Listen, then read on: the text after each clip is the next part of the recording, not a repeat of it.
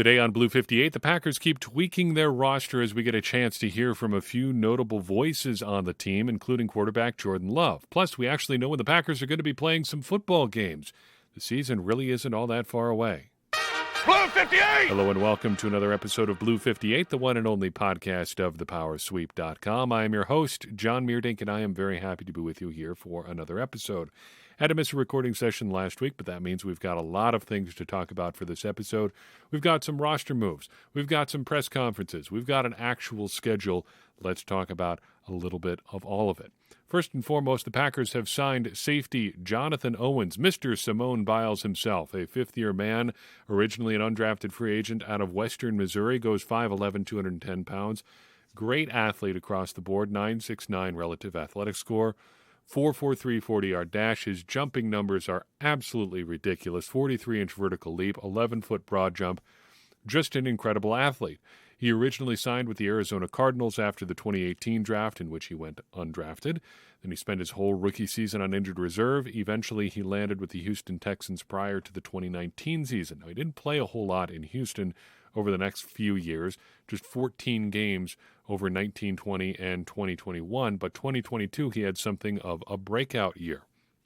He appeared in all 17 games for the Texans, 971 snaps on defense, another 71 on special teams. Pretty balanced snap profile across the board, though crucially, he did play some deep safety. 576 snaps as a free safety in 2022, another 215 in the box, another 115 in the slot. Really, it just gives the Packers another option at safety. And I've given up trying to figure out exactly what's going to happen at safety because it just seems like it's all over the map right now. We've talked about how the roster tends to be set pretty early in the offseason. Really, there aren't that many changes as things go along. You pretty much know what you're going to get if you're the coaching staff, if you're the general manager after the draft is done. You make your draft picks, you sign your undrafted free agents. Those are the guys you're going to have, and chances are you've probably got between 40 and 48 roster spots all but locked up already. There are very few real actual roster battles that go on during training camp. But safety seems to be a pretty notable exception for the Packers because Darnell Savage is going to make this team given where his contract situation is. And beyond that, it's pretty much wide open. They signed Tarvarius Moore. They signed Jonathan Owens. But I wouldn't call them necessarily roster locks. They're a good bet. Dallin Levitt's a good bet, but he's pretty much going to be exclusively a special teamer. He was last year, despite playing 300 snaps on special teams. We never saw him anywhere else on the Packers roster. He never played a snap of defense. And you can't just build a safety room with three guys and a special teamer. There are going to be other guys on there. And how the snaps are divvied up is going to be an interesting process. And we haven't even talked about Rudy Ford, who has a part to play in the secondary too. He was basically last year's Jonathan Owens or Tarvarius Moore, an athletic guy with some special teams background who can do some stuff at safety. Well, how does that shake out with what they've got on the roster now? It remains to be seen. As a corresponding move to signing Owens, the Packers released safety James Wiggins, and we were having an internal discussion on the Power Sweeps Discord server about not talking about James Wiggins, and I said I was going to have to make sure that we got a chance to discuss him on the podcast because he signed a futures deal back in January. But unfortunately, he is released, and the Packers fill his roster spot today, claiming offensive lineman DJ Scaife on waivers. He had been a member of the Miami Dolphins. They released him, and the Packers make the claim on waivers. He is a rookie undrafted free agent, an offensive line prospect, probably an interior offensive lineman, though he played both guard and tackle at Miami. Pretty decent athlete, 7.49 relative athletic score, moves pretty well for his size, a 5.13 40-yard dash, which doesn't sound great, but he ran it at 321 pounds, which is pretty good. Moving 321 pounds at 5.13 is not too shabby.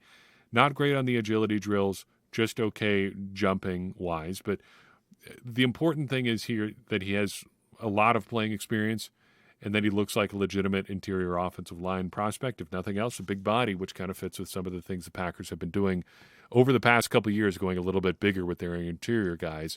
He fits that mold.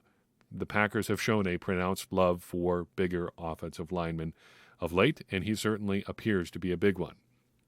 Since we last spoke, we also got a release of the NFL schedule for 2023. Overall, I always find it hard to say much about the schedule as it comes out because there's just so much we don't know about teams yet. We don't even really know what the Packers are going to look like. We have a pretty good guess what the roster is going to look like, but what it looks like on the field is a pretty big mystery. And I think if we're honest with ourselves and if NFL analysts were actually honest for a moment at this point in the calendar year, nobody really knows. So we just kind of speculate, what's strength of schedule going to be like? How is the NFC East going to shake out? What does the AFC East look like? You've got Aaron Rodgers there this year. How is that all going to play out? Nobody really knows. But I think what you can do is look for trends and interesting stretches. For me, the most interesting stretch of this year's schedule starts the first week of November. You've got Week 9, the Packers get the Rams at Lambeau Field for a noon kick. Always love a good noon kickoff. Week 10, you got the Steelers on the road. So we're heading to Pittsburgh for another noon kickoff. Week 11, back at Lambeau Field to play the Chargers for another noon kickoff. So 3 in a row there to start off November. And I think they even have one in Week 8 as well. So 4 noon kickoffs in a row. Not too shabby. But Week 12, the Packers return to Thanksgiving football playing the Lions in Detroit on Thanksgiving. We're going to be watching football on Thanksgiving anyway. Might as well watch something with a little bit of teeth. Packers get to play the Lions on the road. The last time they played the Lions in Detroit, it didn't go particularly well, so maybe they can avenge that game. And then in Week 13, the Packers are back at home. They play the Chiefs on Sunday Night Football. And finally, they finish out things in that stretch with a Week 14 game against the Giants at New York on Monday Night Football. As far as fun stretches, that's a pretty fun 6-game stretch as well. Elsewhere on the schedule, it's interesting and a little bit unusual that the Packers are opening on the road again. What are the odds of 5 straight to open the Matt LaFleur era?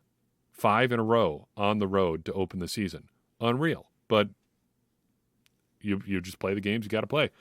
Week 17, the Packers are playing the Vikings on Sunday Night Football. That could be a very interesting game if the Packers and Vikings are competitive down the stretch, or it could be a flex target by like Week 10. You never really know.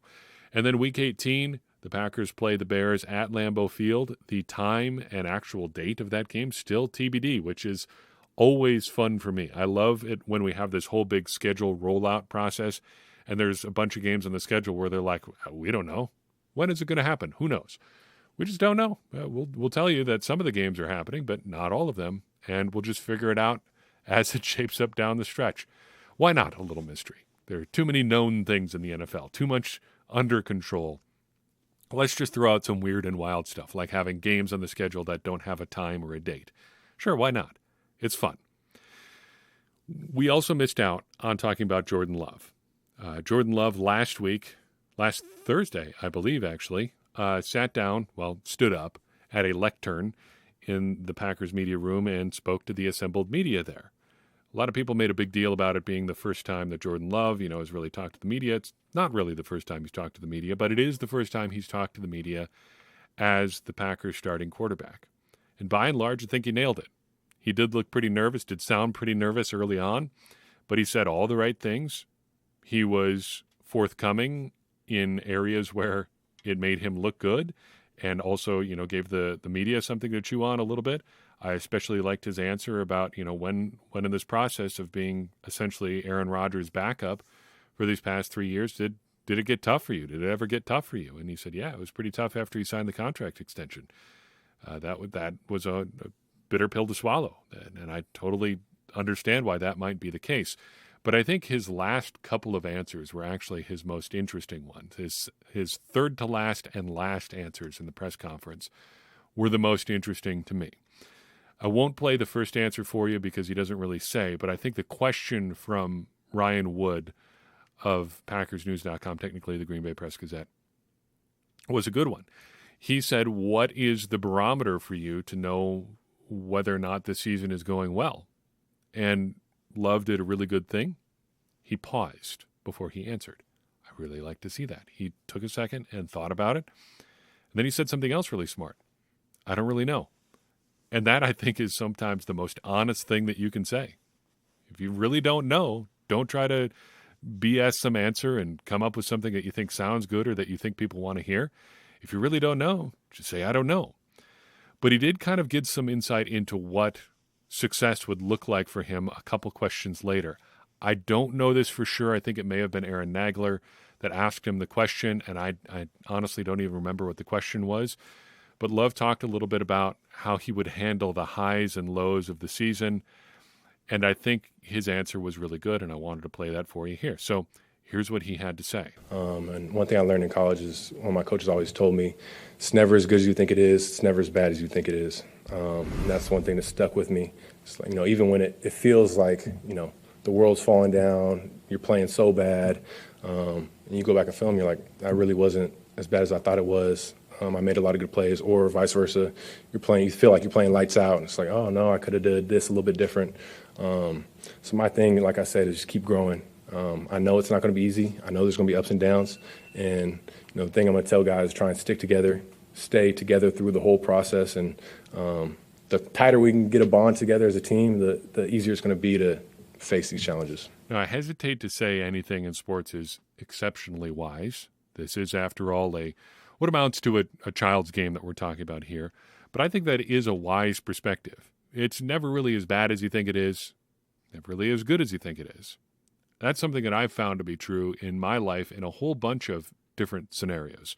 Something that I think about a lot, especially since I still work on a lot of audio stuff, is what it was like to be getting tape out in the field as a radio news reporter. So I worked as a radio news journalist for a while, worked at a station in Janesville, Wisconsin. I was at a station in Door County, Wisconsin, a group of stations there actually for a while. I worked for WTMJ in Milwaukee for a few years. I did some work at WIBC in Indianapolis. I've done a lot of work as a radio news reporter. And one of the things, a lesson that I learned again and again, is tape never sounds as good back at the station as it does in the field. Because when you're interviewing somebody and you're asking questions, they're giving answers, sometimes it just feels like in the moment it's exciting. You think you're getting really good stuff on tape. And so many times it would just be like you would get back to the station, you'd be so excited, and you're going to cut up the tape and we're going to put together a great report about whatever it was, city council meeting, a news conference from a local politician, whatever it was. And sometimes I would get back to the station and just feel so excited, and then sit down and cut up the tape, and it's like I couldn't find the good sound bites. Like, where did they go? Where were the good clips that I thought I was getting out in the field? And it's just that excitement changes your perspective. And it's never as exciting out or back at the station as it was out in the field. So many other situations like that. Job interviews. It often, I've had times I've gotten job offers off of interviews that I thought that I bombed. There was one job that I actually ended up getting where I thought I did so badly in the interview that when somebody called me and asked for, some information so they could do some paperwork, I almost blew them off and didn't send in what they were looking for, not realizing that it was human resources calling, basically doing the preliminary paperwork to make sure that I could start at the job. Young and immature, not understanding how these things work, but also getting too low about something that you didn't need to get too low about. And to me, this is a long way of saying that it's encouraging to hear Jordan Love say things like that as he goes into a season that he knows is going to be a challenge. I don't think we really know what the Packers are going to be, and I don't think we're going to know who they are until probably 6 months from now. I'm looking at the date. It's May 16th as I record this. If we know exactly what the Packers are by November, I think we're doing pretty well. It might take us a whole year to really figure out what they've got on this Packers team and what really needs to be changed in the next offseason, because I think there's going to be a lot of different parts of this team that have to grow together this year as we try to figure out what the ultimate version of the early Jordan Love era Packers looks like, including Jordan Love himself. To really understand who he is as a player, I think he has to start quite a few games in a row.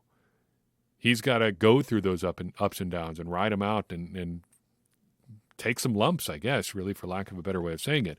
But understanding now, saying it's never as good as you think it is and it's never as bad as you think it is, I think that's a really good perspective. And that is what I came out of the the Jordan Love press conference really holding on to. It seems like he's a really even-keeled guy.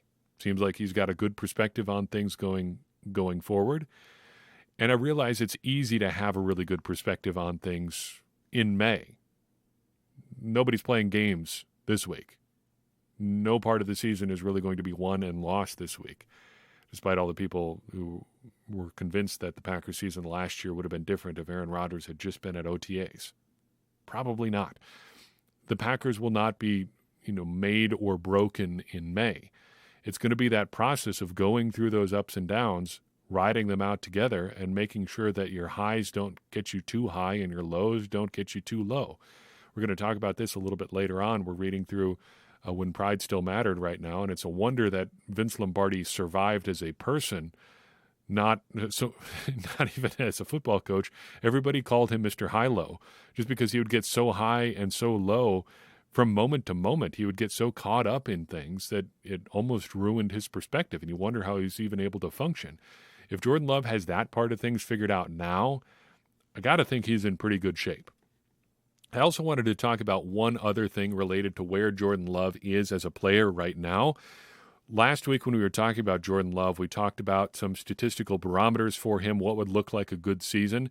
What I wanted to mention and forgot to put into the episode is some research that I'd done about where Jordan Love actually is right now.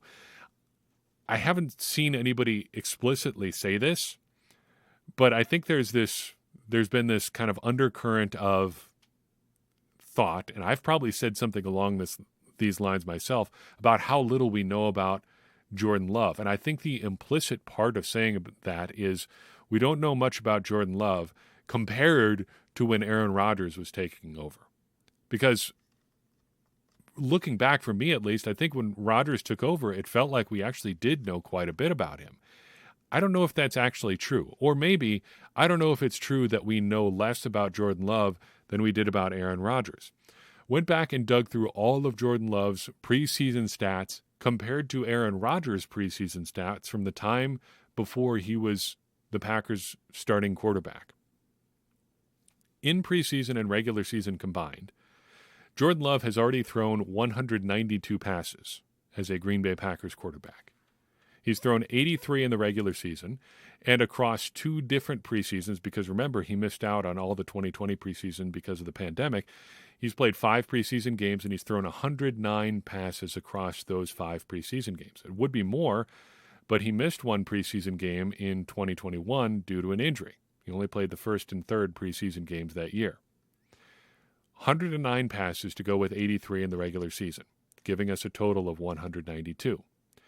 How many throws do you think we saw from Aaron Rodgers, preseason and regular season combined, before he became the Packers starting quarterback? It's not a whole lot more. In fact, it's only one more.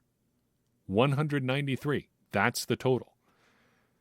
Across his entire regular season and across 12 preseason games, Aaron Rodgers had only thrown 192 passes when he became the Packers starting quarterback.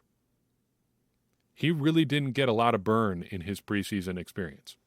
In every preseason game that he has played, Jordan Love has thrown at least 17 passes. Would you care to guess, across 12 preseason games, how many times Aaron Rodgers did that prior to become the Packers starting quarterback? 1. Week 1 of the 2007 preseason, he threw 27 passes. That's the only time he threw more than 20. It's the only time he threw more than 17. Jordan Love has shown us a lot in the preseason. Aaron Rodgers did not. And Aaron Rodgers didn't have as many attempts in the regular season either. In terms of what we've seen from Jordan Love, Love is a far more known commodity, or at least equally known commodity. Let's say that, equally known to where Aaron Rodgers was. Do we have a good grasp of what Jordan Love is as a player? No, I don't think that we do. But the point is, we shouldn't look back and say Aaron Rodgers was definitely this known commodity. We knew way more about him as a player than Jordan Love. I just don't think that's true. I think maybe there was some sort of comfort level with Aaron Rodgers there because of the the one real exciting moment that he did have in the regular season during that 2007 regular season against the Cowboys that everybody likes to reference. But even then, I'm not sure how much of that performance was really on Rodgers or how real the comeback really was. I think there was a lot of stuff that happened that was out of Rodgers' control in that game. Point being that Love is not a super unknown commodity, or maybe Aaron Rodgers really wasn't that much of a known commodity either. There was a lot of faith there from the Packers organization, and maybe not so much faith given what they did in the draft in the 2008, I guess, offseason, drafting Brian Braum, drafting Matt Flynn. There's a big vote of confidence for Aaron Rodgers, huh?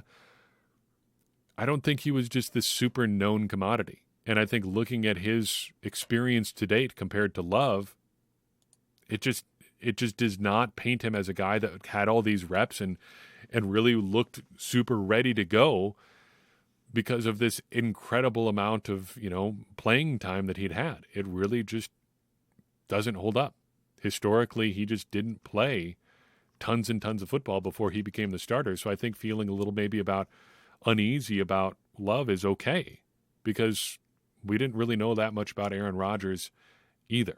I want to close today with talking a little bit about when pride still mattered. We talked about that coming just a couple segments ago. We've been going chapter by chapter at thepowersweep.com, having some more in-depth discussions in the Power Sweeps Discord. Really enjoyed digging through this book at a deeper level than I've really gone through it before. There are a ton of small and interesting nuggets in this book, but I wanted to talk a little bit about Chapter 12, the Packers Sweep. This is about Vince Lombardi really digging into the job of becoming the Packers head coach. And more than that, the supreme authority with the Green Bay Packers. His famous, well, maybe not famous line, but the line that David Moranis writes or attributes to him is, "I want it understood that I'm in complete command." And I think that is probably the most important thing that Vince Lombardi said during his time at the Green Bay Packers. It was kind of the defining feature of what he did in Green Bay. He wasn't just the coach, and he wasn't just the general manager. He was the Pope, which is how people described him. Supreme, unimpeachable authority in Green Bay. And what he did with that authority, well, really two important things. First, he made a long string of successful decisions. He got his assistants really lined up, a group of high-quality NFL experienced assistants. He talked Paul Hornung out of retirement. He shipped Billy Houghton out of town, who had been a great player but was becoming a bit of a malcontent in the locker room. He traded for Henry Jordan. He traded for Emlyn Tunnell. He traded for Fuzzy Thurston. And really, he just built up the Packers internally. Missing on any one of those things probably doesn't crush the Packers, but Lombardi was so detail-oriented, he was able to nail all of these small things by putting to work knowledge he had spent a long time building up. A high school coach, a college coach again, coaching with the New York Giants. He was building towards this, refining who he was as a coach, and he really hit the ground running. But secondly, he used that ultimate authority to get buy-in. More even than making the correct decisions about players, getting those players to buy into his vision was probably the most important thing that he did. And in the discussion post at thepowersweep.com, I describe it this way. You've got Lombardi's legendary motivational speeches, some of which are laid out in this chapter, Chapter 12. They all come down to a simple choice.